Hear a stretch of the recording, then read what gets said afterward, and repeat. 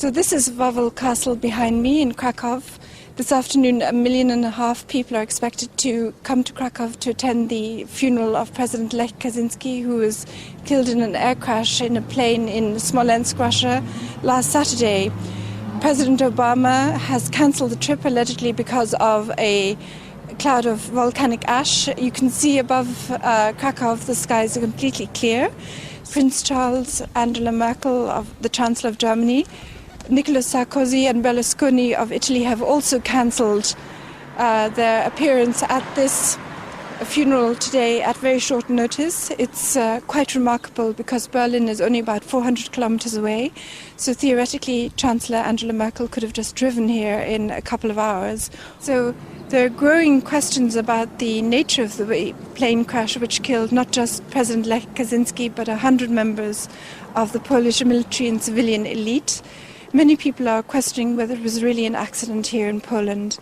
They believe they will never get to the bottom of the investigation completely because the forensic evidence has been gathered by the Russian investigators and most of it has gone to Moscow together with the bodies of the people who are alleged to have died in this accident.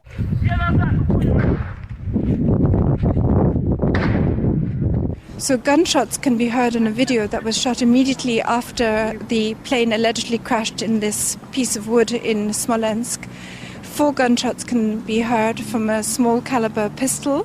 It has been speculated that members of a military group, went among the survivors and were actually shooting them to make sure there were no witnesses to a crash. This videotape is now being examined by the Polish state prosecutor. Another issue that has raised a lot of questions is the fact that the black boxes have been recovered and they show that the Tupolev plane was functioning perfectly. There was no technical problem with the plane, which had undergone overhaul in December 2009. It has emerged that this Tupolev plane had a special system to ensure that pilots were warned if they ever approached a dangerous obstacle or came too close to the ground, the terrain awareness warning system. So the Polish pilot must have known that he was approaching trees. So according to the official account, the plane plunged into woods about 1 kilometer short of the runway, 40 to 50 meters to the left of the runway. According to the official account, the plane hit a tree, the left wing broke off, the train veered to the left and crashed about 1 kilometer from the runway. Pieces of wreckage have been found there in an area covering 500 meters, but no bodies have been found and no personal belongings of the people who are alleged to have died in this crash can be seen on any of the video footage that was shot immediately after the crash took place.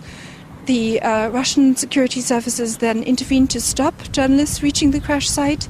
They confiscated photos and video footage. A Russian journalist has reported that the radar equipment that was at Smolensk airport was dismantled after the visit of Prime Minister Donald Tusk and Vladimir Putin on April the 8th. Shortly before the plane carrying Lech Kaczynski and the Polish elite touched down in Smolensk. In addition, witnesses have reported seeing military officials changing the lamps lighting up the runway shortly after the accident.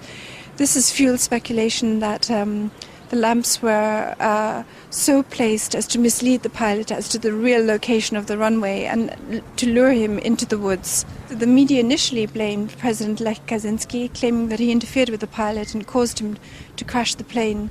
However, voice recordings recovered from the cockpit show that nobody interfered with the pilot and caused the crash by pressuring the pilot to land. So in addition, the media has claimed that the pilot of the Polish plane couldn't speak adequate Russian, basing this on the statements of the Russian air traffic controller. But colleagues of the Polish pilot say he was fluent in Russian. Polski samolot rozbił się w czasie 4. podejścia do lądowania. At the very beginning we were told by the media that the Polish plane had tried to land 4 times in Smolensk because of dense fog, but in the meantime it has materialized that the plane only attempted to land 1 time and that it crashed on that attempt.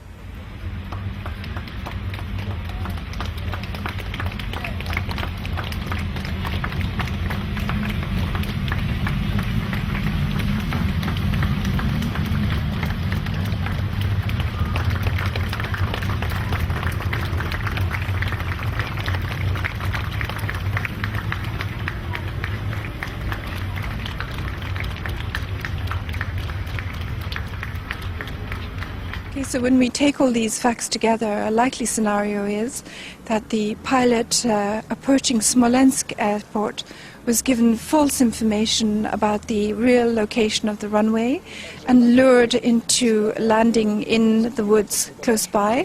An explosion could have torn away the left wing of the plane as the pilot was descending to land. When the plane crashed in that part of the woods, a small group of individuals could have gone through, killing the crew on board.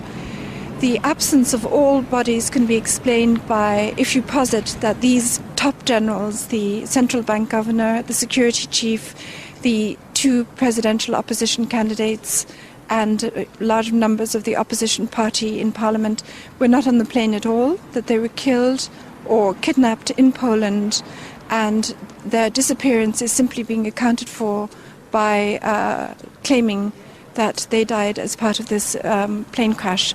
These are the questions that many Polish people are now discussing on internet forums, on blogs, and also here on the street in Poland.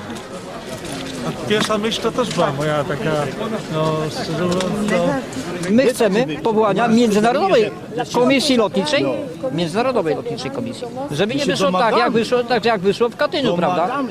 Że to zrobili Niemcy. Przepraszam bardzo, to nie zrobili Niemcy, prawda? Nie chcę, żeby nasze wnuki czekały następne 70 lat.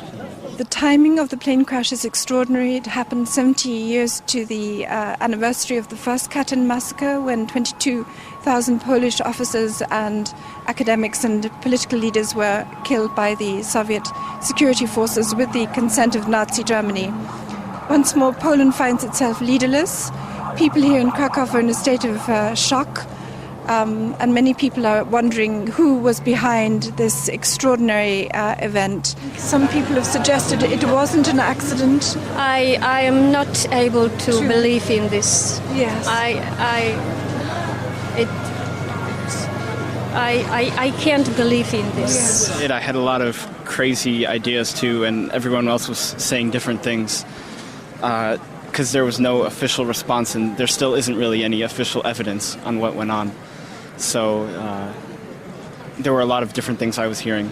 Bear in mind that Poland is the only country in Europe to have refused the swine flu vaccine due to the courageous action of the Polish health minister Ewa Kopacz. And Poland was the only country which had a central bank governor that postponed or was unwilling to allow the zloty currency to strengthen in respect to the euro exchange rate. A weaker zloty benefited the economy by boosting exports, employment and tax revenues to the country.